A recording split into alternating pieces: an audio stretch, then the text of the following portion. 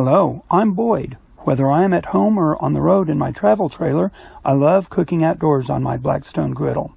The best thing about cooking outside is I can make a mess and I don't have to clean my kitchen afterwards. If you want to see how I get creative with meals on the Blackstone, just follow me wherever my adventures take me. And don't forget to hit like and subscribe to Boyd on the Blackstone.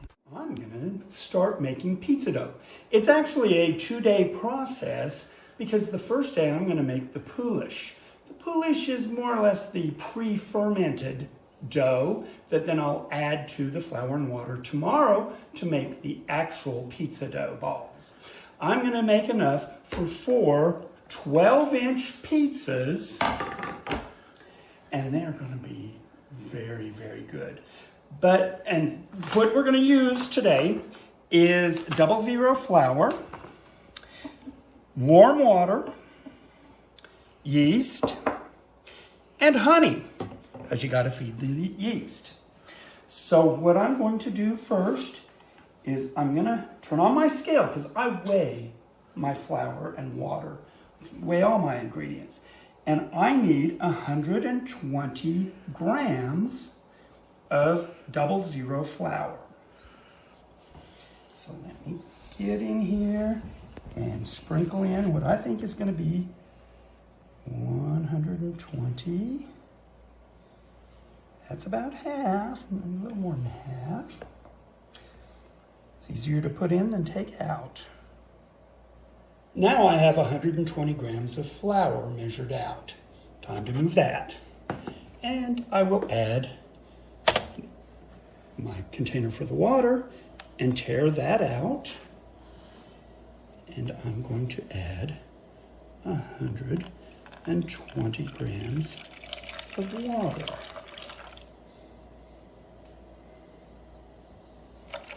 Like I said, it's easier to add than to take away.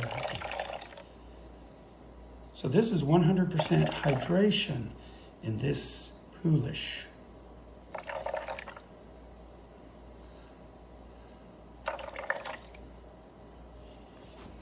Steady hand now.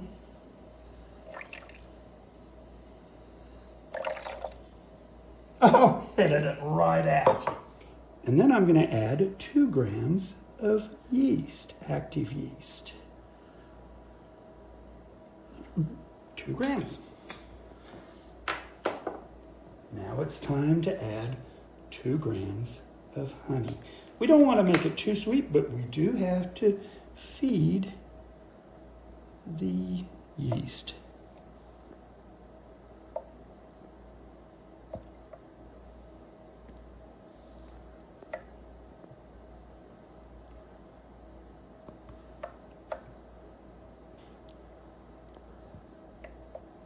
There we go. Take that off, and we're going to stir it and let the yeast bloom for about 10 minutes. Check this out. This yeast has started blooming, and oh, I can smell that yeast blooming. Now I'm just going to pour it into this flour and mix it up good.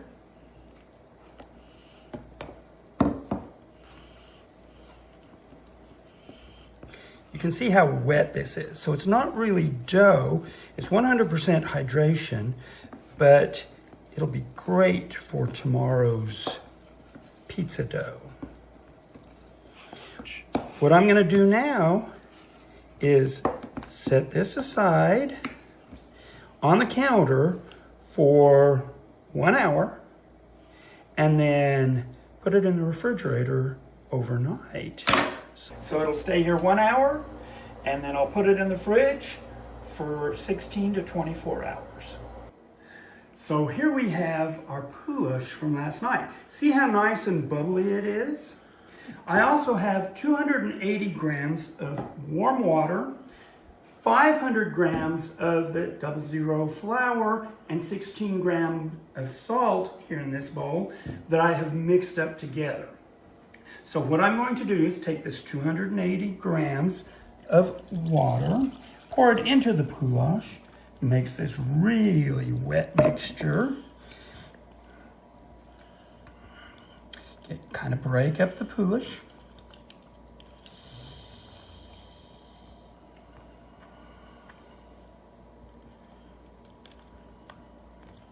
And now I'm going to pour this into this bowl of flour. Mix it just a little bit. Give the dough hook something to work with.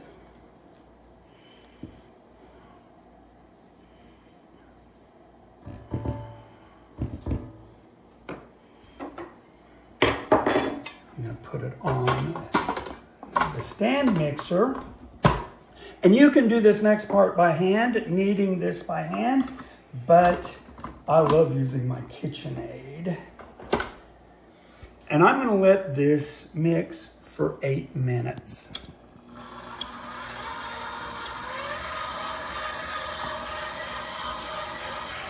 So my 8 minutes is up.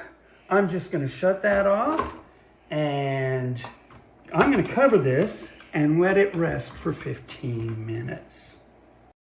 So this is our dough after it's been sitting for 15 minutes covered. Take this bonnet off, and I'm just going to dump it right out here onto a floured work surface. It's sticky. There we go. Get every last morsel out of here.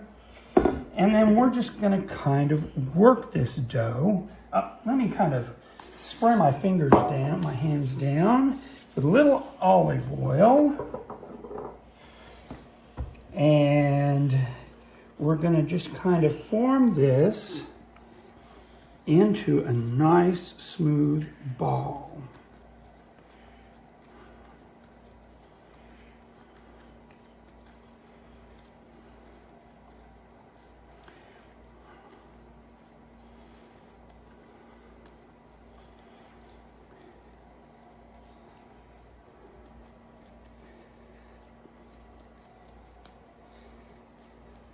Keeping the smooth side up, I'm going to put it right down here in a lightly greased bowl.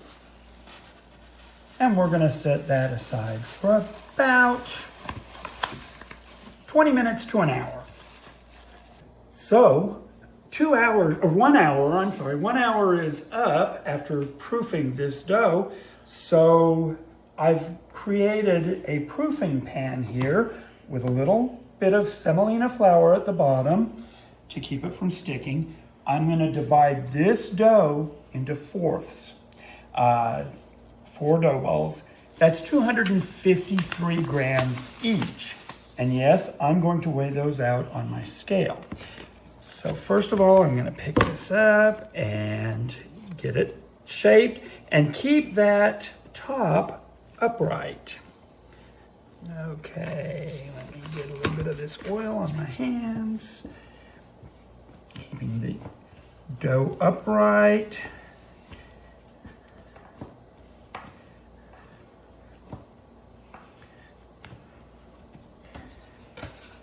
And do my best to cut it into fourths.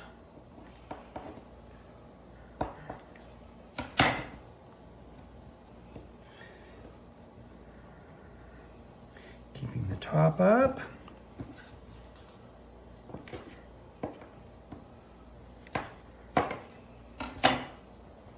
Those don't look the same, so let's do that. Oh, that's 201. This one looks like it's a little bit more, so let's see how close I get here. 250.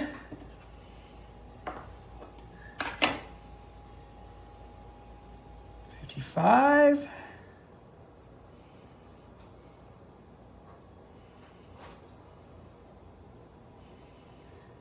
252. There we go. So I'm going to feed this into the bottom and form a ball.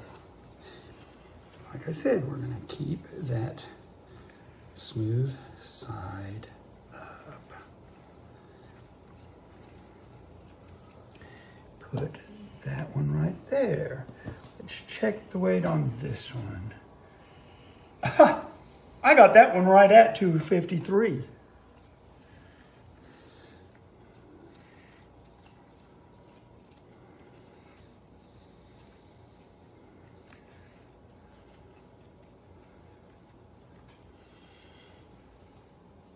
Keep them separated there. Let's see how close I am on this one. 237.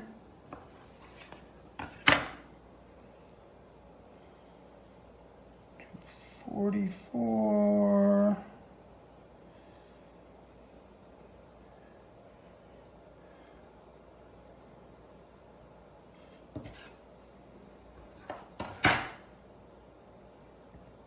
253.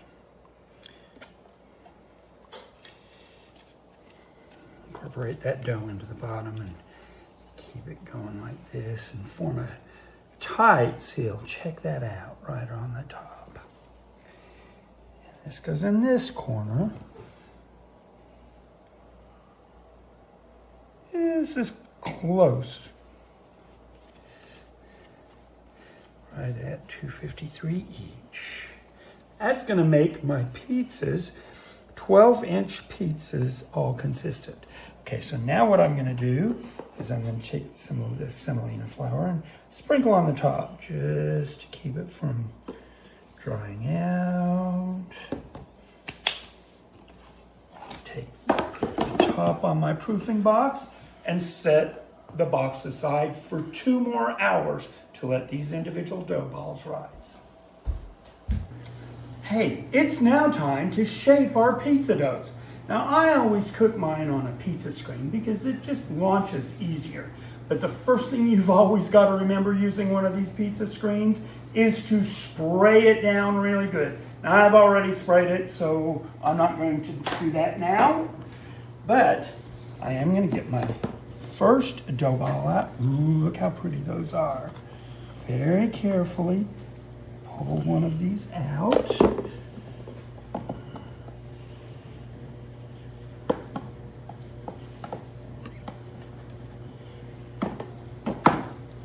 Okay. And I like to put it in a little bit of semolina flour. I'm putting the bottom down first, and then the top. And then, I'm not quite like some of these Italian chefs that can do the stretch like that. So I just kind of stretch mine out like this. Yes, I do hand stretch my dough.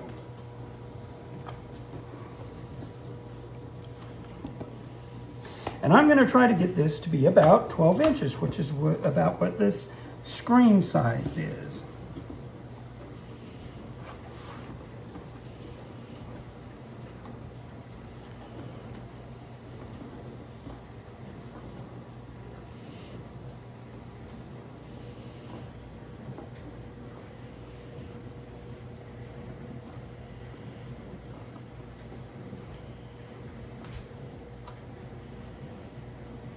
And it's ready to top.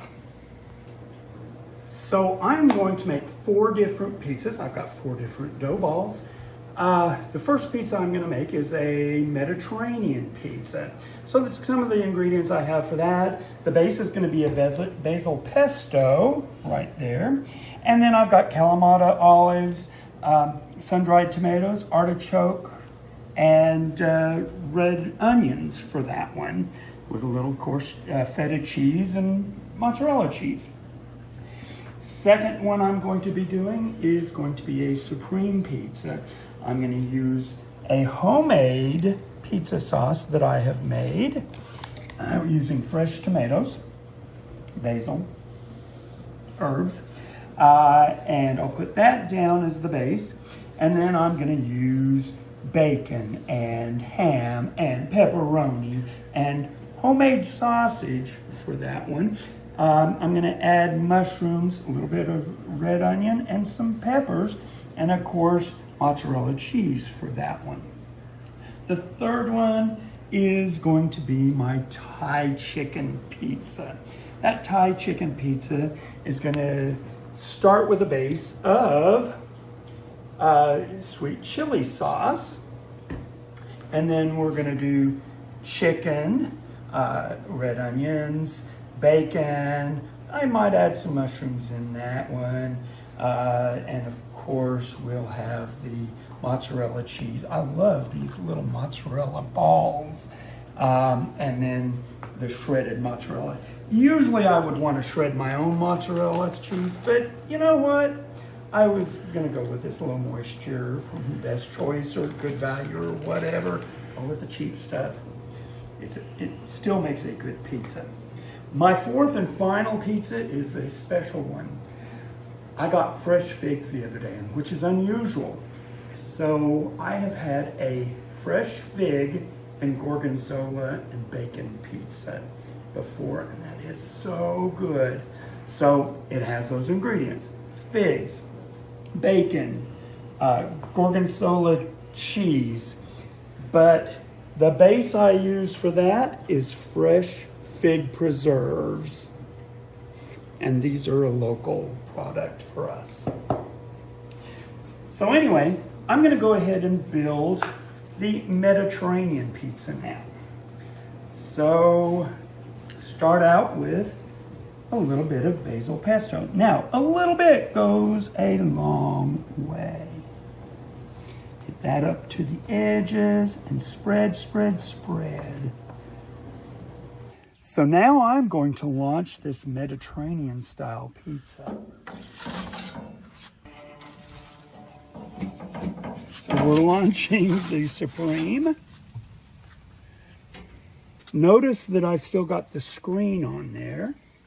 I'm going to let that cook for just a minute, and then I'm going to pull the screen off and put the pizza directly on the stone to finish cooking. Okay, so now I'm going to go between the screen and the pizza and pull the pizza out. Grab the screen, but not with my hands because it's hot. And toss it aside. And to crisp up that bottom of that pizza, I'm going to put that back in there and let it finish cooking. Okay, so now I'm going to go between the screen and the pizza and pull the pizza out. Grab the screen, but not with my hands because it's hot.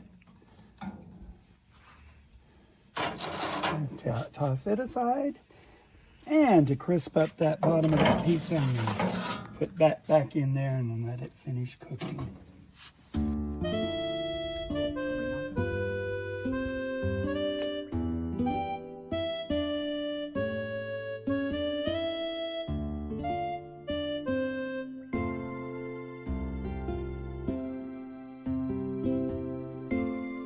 Look at that crust. Perfection. Nice, crunchy, and then soft inside. Absolutely great pizza crust. Well worth the effort. Nice job, Boyd. Thank you very much, Ed. And thank you for videoing all this. No problem. I'll get paid right here. This is good, man.